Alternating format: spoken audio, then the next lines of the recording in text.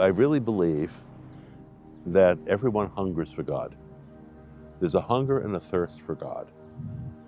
And one of my experiences that I like to talk about is when I meet an atheist. And because I travel a lot and people see my Roman collar, they'll come up and they'll introduce themselves or they'll start talking or asking me questions. And they're atheists. They want me to know that they don't believe in this myth, this magic, this fantasy about God and all that stuff, you know. And especially on an airplane, you're sitting next to someone who tells you right up that they're atheists and don't believe in God. But I could tell you for the next hour, 2 hours, they're going to talk to me about one thing: God. That's what they talk about. They think about it, they talk about it. Why? Because they hunger for God. I think there's an anger that they don't see God, they can't control God, they can't understand God, so they kind of reject it. But in fact, God is very, very much present. We want God, we hunger for God. The only way to find God, to touch God, is really through Jesus. No one comes to the Father except through me, says Jesus.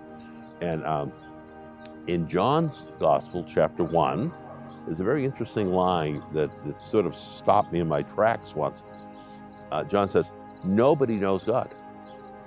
I said, wow, what do you mean, nobody knows God? It says it right there, nobody knows God, except, the sentence goes on, nobody knows God except the one who is closest to his heart has made him known. Now, what we have to do, who's the one closest to heart? Is Jesus. And he's made God known. Other than that, we're trying to find the infinite with a finite mind. We're trying to find the grandeur of God with our smallness, and it can't be done. So he's too big for us. He's beyond our understanding. So what do? We go to God and we say, here I am, please reveal yourself to me. And you use the name of Jesus. Jesus is your Son. He's the revelation of the Father. He is love and mercy. And people who are looking for God, even in an oblique way, in a subtle way, need to just humbly say, I'm open, please. And I want to know one thing about God, or I want to tell people one thing about God, that he is mercy. I think people fear God because they think, if I go to God, he's going to punish me. He's going to destroy me. He's going to chastise me. He's going to show his anger because I'm a sinner and I failed and I've done all this stuff, you know.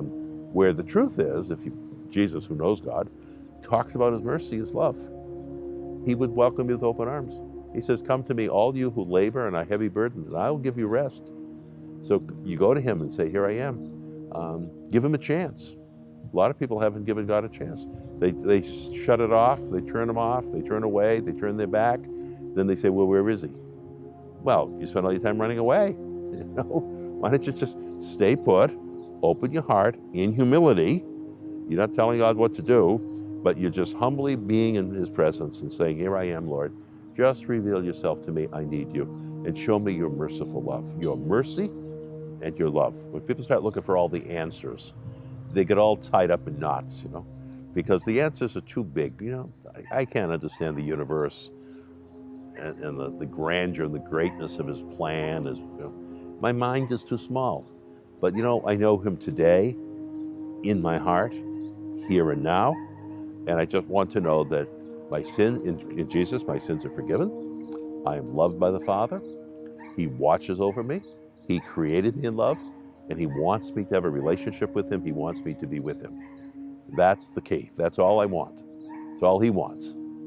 And so give him a chance, open your heart, and just accept him here and now without demanding that he meet all of your demands and your needs.